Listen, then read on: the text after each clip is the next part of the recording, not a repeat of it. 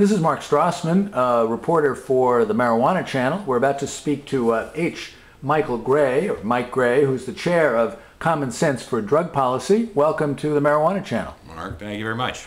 Why don't you tell us a little bit about Common Sense for Drug Policy and what it does, who funds it, what its activities are? Common Sense for Drug Policy was founded by Robert Field and Kevin Zeese. Kevin Zeese was one of the original lawyers for NORML, and then later founded the Drug Policy Foundation in Washington. And then after he left that organization, Robert Field decided that it was important to keep Kevin in the movement, and basically started this organization so that Kevin would have a base of operations, and it's grown quite remarkably since then. Not in personnel. We're still just like 3 or 4 guys. CSDP is not looking for members, and thanks to Mr. Field, we're not looking for money.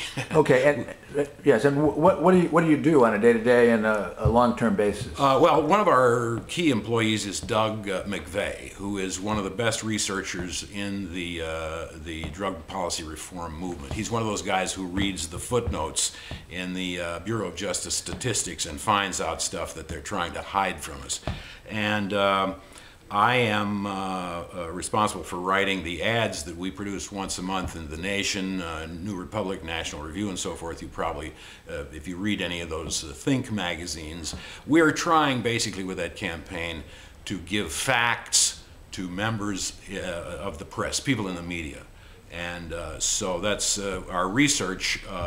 It's published annually in a book called Drug War Facts, and it's also available on the web anytime. So go to csdp.org and click on Drug War Facts, and you will find unfiltered government statistics and Bureau of Justice statistics, people, or newspaper clippings from major newspapers and so forth that are relevant to this issue by categories. You know, whether you're interested in marijuana or cocaine use in, you know, Uttar Pradesh or whatever, it's all in there. So you're essentially a resource for right. for media and when they want to, government people to get more information. And you're not a membership organization. You don't organize marches or lobbying, whatever. You're an educational, informational resource. We had an executive meeting in Washington while we were out there for Students for Sensible Drug Policies conference this last month, and there were 4 of us sitting around the table, and that's pretty much the whole operation. Okay, and how does what you do relate to what NORML does and what the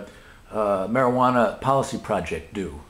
Well, one of the things we try to do is facilitate cooperation among the various players in drug policy reform. So in other words, if NORML has a good idea that Americans for Safe Access or the Drug Policy Alliance should be involved with, we try to help facilitate that, and if it takes some additional cash to oil the hinges or whatever, get things rolling, that's where Robert Field frequently steps in. He is able to facilitate emergency combinations and projects because there is no committee. In other words, if we put a proposal before Robert Field and he gets it and says this is a good idea, then the money is on the table. It's that simple. So it's tremendously valuable. He doesn't contribute huge amounts of money, but he is available for startup cash and that sort of thing, which is, I'm sure everybody appreciates how important that is. Say a little bit about your own background and why drug information dissemination is important to you. Well, in 1992, I read an article by Ethan Nadelman, who's currently president of the Drug Policy Alliance, and it was in the Los Angeles Times, a brilliant article about why the drug war was a failure. And I had always been sort of interested in the drug war because I knew instinctively it had been a disaster, but Nadelman's article really triggered, I decided to really get into this, and I began researching and immediately got sucked into it because it is so outrageous and it is such a total violation of everything this country stands for, and what's more, it's eating us alive. I mean, I could see immediately, well, I started doing research in '92 and didn't get the book done for 6 years. So and this book was? The book is called Drug Crazy, How We Got Into This Mess and How We Can Get Out.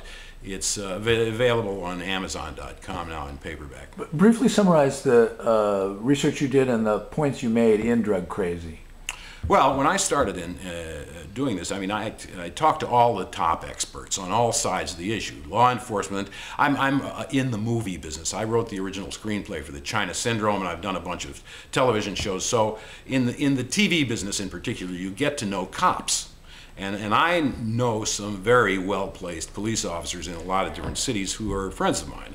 And I started talking to them about this subject, and it just, I mean, it blew me away. It could not be, it's, for one thing, it is screwing up our police departments. It's turning them into for-profit, you know, like Sheriff of Nottingham operations who use confiscation to, of many times property of innocent citizens so that they can fuel their helicopters. I mean, it's just nuts. And so I began really, I traveled to Europe to see what the Dutch were doing about this, and went to Germany and France and so forth. And also I traveled to Colombia. So what we're doing down there is criminal. I mean, we're wasting billions of dollars in our tax money, and what we're doing is wiping out huge croplands of legitimate farmers in order to try to stop them from growing cocoa, which grows every place down there anyway. It's one of the hardiest plants in the world. You can't kill it for all practical purposes. It will grow on the side of a cliff. And we have had absolutely no impact whatsoever, but we're destroying the lives of thousands and thousands of poor peasants just so that we can, you know, pretend like we're doing something. Someone's getting the billions of dollars. Oh, yes. Who yes. isn't? Talk just a little bit about the function of that. Funding, I mean, let's take Colombia, for example. I think a huge percentage of the money does not go to Colombians. It's a grant that we make to Colombia, but it goes to U.S. corporations like DynCorp, which are basically defense contractors that hire people who you know, are desperate for employment and send them down there to fly helicopters over terrain that's controlled by rebels, and some of them get shot down. Well, it's not a problem. If we had U.S. Army casualties down there, it would be in public, but this stuff just disappears. You don't know. When's the last time you heard of a DynCorp helicopter pilot? But it happens. Without belaboring the point, this sounds a lot like another U.S. foreign activity in the war in Iraq, doesn't it? Where the contractors are making a lot of money, and because they're private contractors, they get less publicity, and the people aren't being served, and the money is transferred from the taxpayers to the private corporations. That's exactly right, Mark. Anytime the government, this government of ours, declares a war on an abstraction, we're in big trouble. Because there's no limit to what you can do under those terms. In a war on drugs, who surrenders? Right. Which drug signs the peace treaty? Right. In a war on terror, you know, terror is a tactic. It is like waging war on rifles or waging war on machine guns. You know, you could say, well, machine guns are bad, but you're not going to get rid of them. And terrorism is a tactic of the individual or the group that doesn't have enough money to buy planes and tanks. Right. So there are a lot more details of this in Drug Crazy, and people can go there and read it. So let me say about Drug Crazy. It took me 6 years to write it, and it's a 2-night read. I took 15,000 pages of material and shrank it down to 200 pages. So it gives you an aerial view of the drug war from its inception in 1914, when they passed the Harrison Narcotics Act, up to the present time. And it's a horror story, but it's got its funny moments. It's pretty entertaining. Is it going to be? Would it make a major motion picture? We are in the process of turning all of this. We hope to turn this into a documentary. Okay. And all right, we'll look for it. Pulling back a little bit, talk about the American psychology as opposed to the Dutch or German, European psychology, and why in a country where 400,000 people die every year from the effects of tobacco, and 40 or 50,000 people die in car accidents caused by drunk drivers, that marijuana is a Schedule I narcotic and is prohibited, and we're spending all this energy dealing with its legal status. The whole drug war was a mistake, and it was a stupid error, but it happened at a very particular moment in American history when we were vulnerable to doing stupid things. We had, let's remember, it was 1918, we were in the process of ramping up to outlaw alcohol. Talk about nuts. And this lunatic do-gooder somehow managed to get narcotics involved in that prohibition through something called the Harrison Narcotics Act. Who was that? Dr. Hamilton Wright. And this guy is a minor figure in history, but to him we owe this whole nightmare, because he got it in his head that somehow he personally could eliminate drug use from planet Earth. And he would begin with the United States. Well, in an environment where people like, I must admit, my grandmother were signing on to a good Methodist, as my friends would say, from Methodonia, back in Indiana, and they were all buying into this idea that we could make this a perfect world. All we had to do was pass the right laws. And when they passed prohibition, alcohol prohibition, they were astounded to discover that half the nation didn't pay any attention to it. That had never happened before. Always before, up until prohibition, when our government passed a law, people more or less abided by the law. They might not agree with it, but generally everybody went along with it, and the cops were able to enforce the exceptions. All of a sudden they passed a law that nobody, I mean half the country disagreed with. And they certainly weren't going to pay any attention to it. And in consequence, it just completely, the cops became totally corrupt. Everything began to go to hell. And the murder rate in the United States during that 13-year period went from 1 per 100,000 to 10 per 100,000 in the course of, over the course of Prohibition. Interestingly, in 1933, when Prohibition was repealed, the murder rate immediately dropped off, and for the next 11 years dropped to half of where it had been before. Now it has ramped back up with the onset of the drug war. It's right back where it was in 1933. Now the implications here, Eric, Mark. the implications, Mark, are that the murder rate in the United States could probably be cut in half just by a signature saying drug war is over. How about the population of prisons? Population of prisons, of course, is a scandal. Under apartheid in South Africa, at its worst, they imprisoned 800 and some black men per 100,000. In the United States, under the drug war, we are imprisoning 4,000 black men per 100,000. That's like 3-4 times higher than the rate of incarceration of black men in apartheid South Africa. Again, who benefits from that? Well, the drug war was and is a race war. It always has been. In other words, the reason we outlawed marijuana in 1937 was because we were upset with all these Mexicans. It was in the depths of the Depression. We had a lot of white people unemployed in the bread lines. What do we need with these damned Mexicans? Let's get them out of here. How can we get them out of here? Well, you can't chase them out because they work too hard for too little money. So we came up with the idea, well, what do they do that we don't? They smoke that weed, what's it? And so they never caused any problems. Nobody complained about it up until somebody figured out this was a good way to deal with the Mexican problem. That mid-30s time, of course, we can't do an interview about marijuana without mentioning reefer madness and the part that played in the whole gestalt of the mid-30 criminalization process. Right. It was, but it had at its base racism. In other words, it was something. We had cannabis in the pharmacopoeia. In other words, you could get cannabis at your local drugstore. It wasn't, usually in those days, it was a medicine that was not smoked. That didn't happen until later, but it was available in drugstores. When they passed laws against marijuana, the doctors were astounded to discover after the law was passed that was cannabis.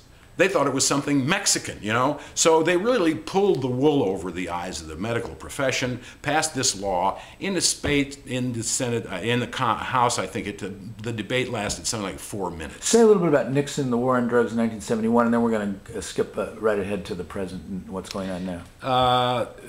Speaking of race wars, the drug war was amped up in '72 by Richard Nixon.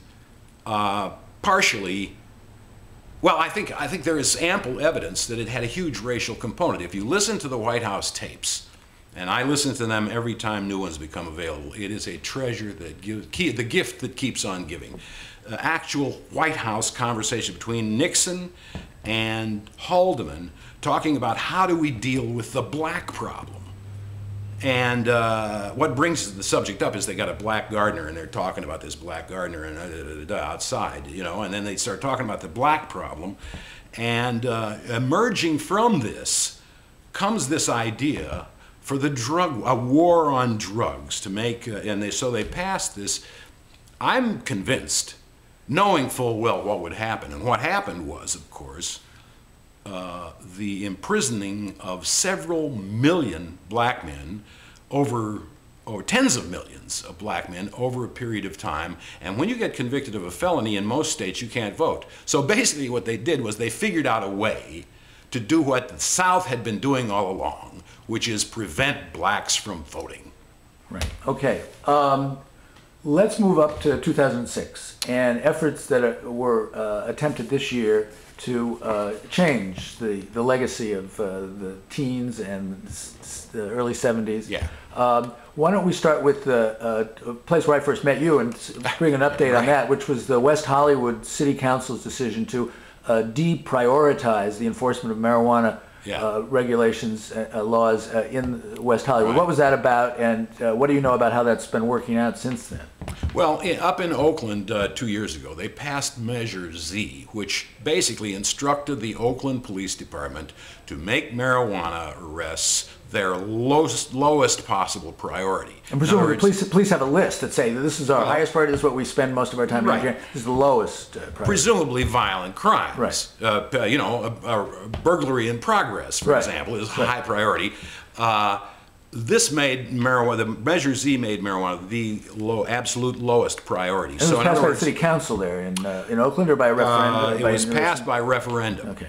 And over the objections of the police department, but finally after it was passed, the police department really doesn't have a problem with it, because basically what it said was, you know, if there's a jaywalker, you got to arrest the jaywalker first. You can't arrest the marijuana smoker until you've done everything else.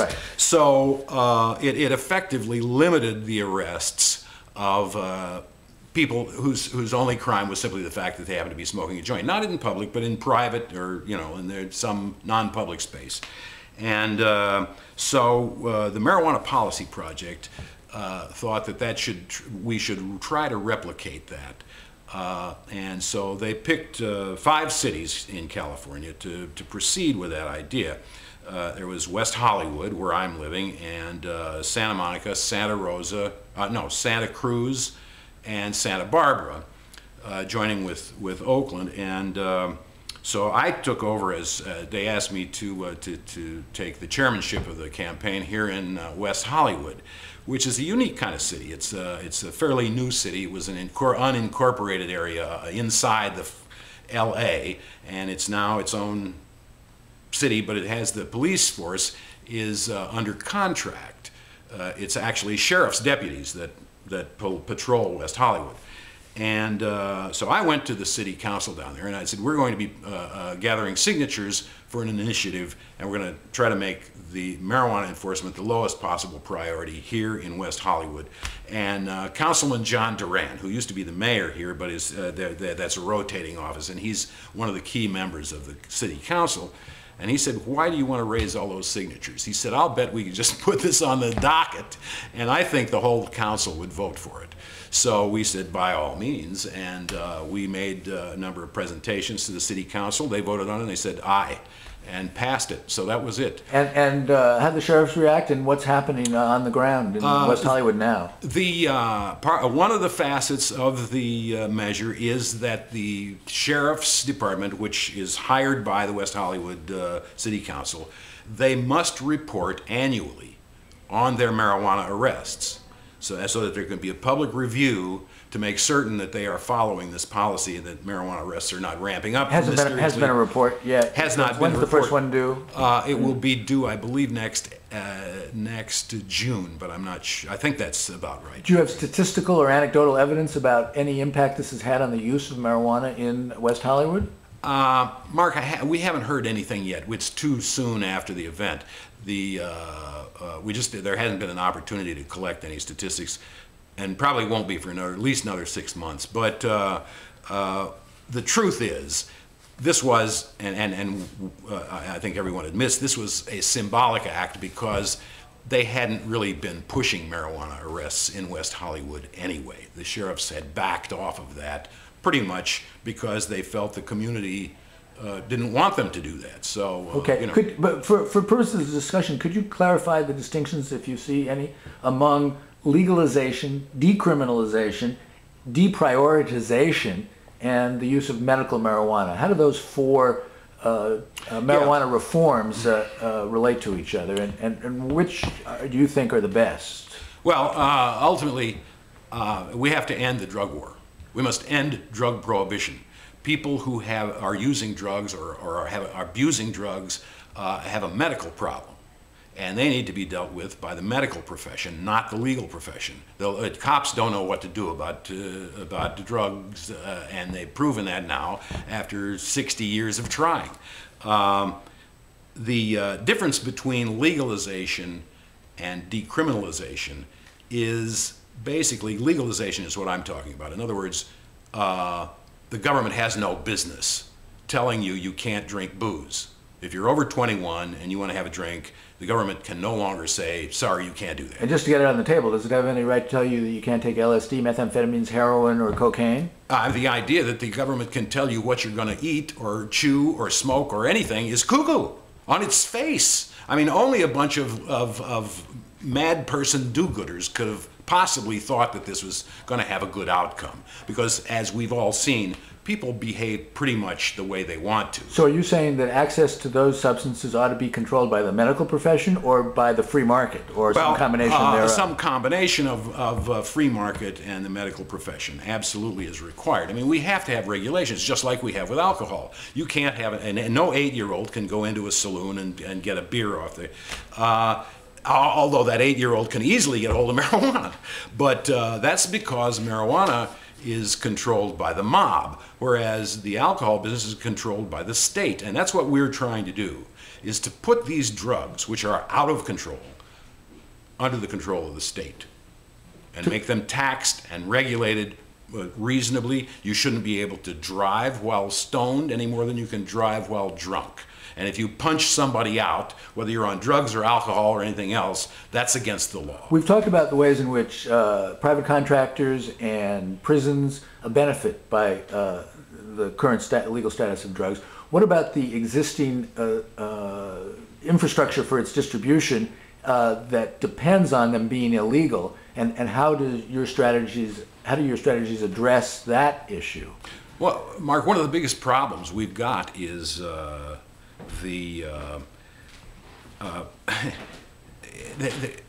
terrorists are amassing enormous amounts of money as a result of the drug business. In other words, we know now that in Afghanistan, the drug trade is financing the Taliban. The United Nations estimates that the international drug trade is worth right now somewhere between $400 and $500 billion. So those people are happy to keep it illegal, aren't they? Absolutely. They're thrilled that it's illegal. They're minting money. And they're using it for, you know, like, I mean, if you need to blow up a building, they got the dough. And we could stop that. That whole process could be eliminated with a signature saying, end of drug war. It was a little bit like what Bill Clinton at UCLA a few weeks ago said, we're financing both sides of the war on terror with oil money. Exactly. Okay.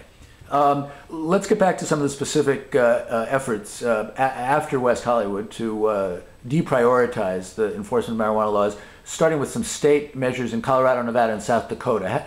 What was proposed there, and what was the result? Well, in the case of Nevada, they have tried in the past, and this time they were even more successful, to get full legalization in the state for marijuana. In other words, marijuana possession would not be a crime of any kind in Nevada, period. And it came in at 44% for, and that was, I think, 4 points higher than the last time. So it's definitely gaining momentum. People listening to this interview can scroll down just a bit in the marijuana channel and play an interview with Mr. Killen, who was spokesperson for the Yes right. on Measure 7 that question 7 that talks about that in more detail. But it lost, but it got a higher vote than ever before. One of the interesting campaigns was the SAFER campaign, S-A-F-E-R, safer than alcohol. Marijuana campaign that ran first at Boulder, Colorado at the university, and was tremendously successful there. The students voted for it overwhelmingly, they were saying basically the administration, marijuana is actually safer than alcohol, and by penalizing marijuana more strenuously than alcohol, you're encouraging students to drink. So you're encouraging them to a more harmful behavior. Say a little bit about the culture war there, and